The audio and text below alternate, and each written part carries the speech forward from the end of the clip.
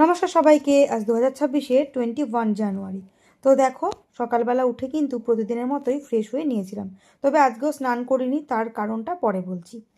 তো দেখো, তারপরে কিন্তু চা করে নিয়েছিলাম, আর আজ যেহেতু দুধটা ছিল ঘরে, তার জন্য আমি দুধ চা বসিয়ে দিয়েছিলাম। তো চা খেয়ে নিচ্ছিলাম তাড়াতাড়ি করে, আর এরপরে কিন্তু আরও অনেক কাজ আছে।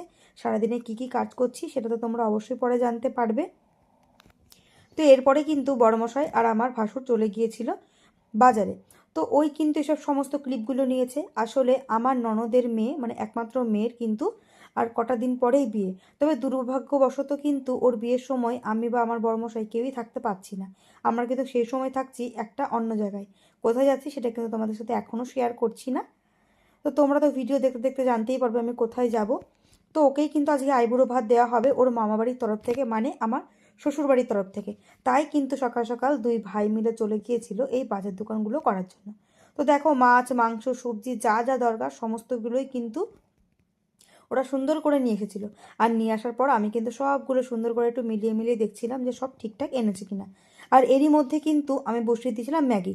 সকালবেলাটা ম্যাগিটা খেয়ে নিচ্ছিলাম, তাহলে কাজ করতে একটু সুবিধা হবে। এরপর চলে গিয়েছিলাম সোজা কলপারে। আর দেখো, আমি কিন্তু মাছ ধুতে লেগেও গিয়েছিলাম।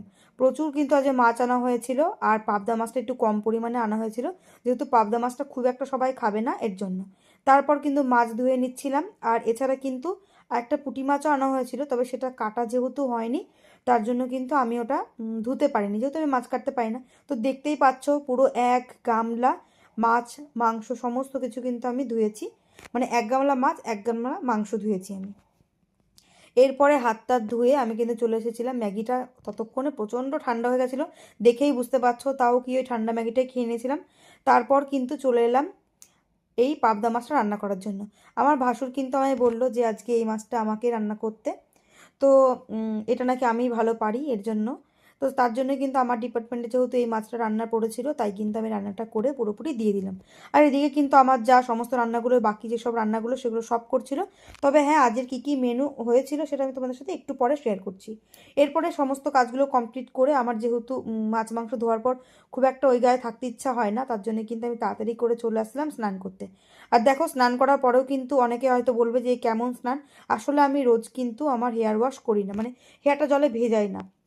আমার একটু সমস্যা আছে, এর জন্য কিন্তু প্রতিদিন আমি মাথা ভিজোতে পারি না। তো দেখো, স্নান টান করে আমি জামা কাপড়গুলো কিন্তু সব সুন্দর করে সার্ফ দিয়ে কেচেও দিয়েছিলাম। এরপরে কিন্তু জামা কাপড়গুলো সুন্দর করে মেলে দিয়ে চলে এলাম নিচের ঘরে। আর তার আগে সকালবেলা যেসব জামা কাপড়গুলো ছিল সেগুলো শুকিয়ে গিয়েছিল, তাই সেগুলো বেশ সুন্দর করে ভাঁজ করে আমি কিন্তু ওয়ার্ড্রপে রেখে দিলাম। তারপর নিজেকে একটু পরিপাটি করে নিচ্ছিলাম, একটু ক্রিম ট্রিম মেখে। তারপর